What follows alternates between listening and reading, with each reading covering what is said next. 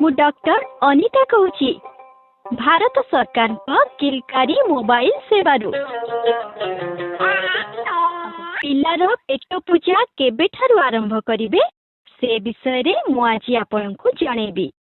अभिनंदन भाई भौज, आपनक पिला को 6 मास पूरी गला माने एबे तार पेट पूजार समय आसीगला।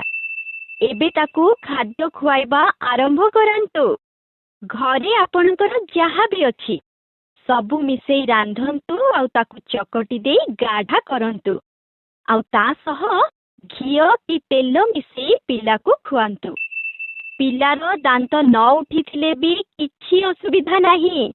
6 मास परे पिला खाद्य हजम करि परिबो।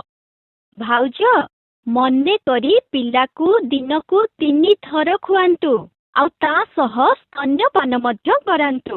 फଳରେ पिलार शारीरिक और मानसिक विकास ठीक भाबे हेबो ओ ताकू रोग सह लड़िबा पाई शक्ति मध्य मिलिबो। हाँ, आउ गोटे कथा, 6 मास माने 6 मास, गोटे भी दिन अधिक नुहे। आउ एक कथा मध्य मने रखंतु जे पिला पाई खाद्य तैयारी करिबा ओ ताकू खुआइबा पूर्वरु मने करी साबुन रे हाथ धोइबे। बुद्धिमान माँ बापा सीए जी 6 मास पूरिला मात्रे ही निज पिलार पेट पूजा आरंभ करंती और सबु सूचना पाई किलकारी सेवा पूरा अपनांती।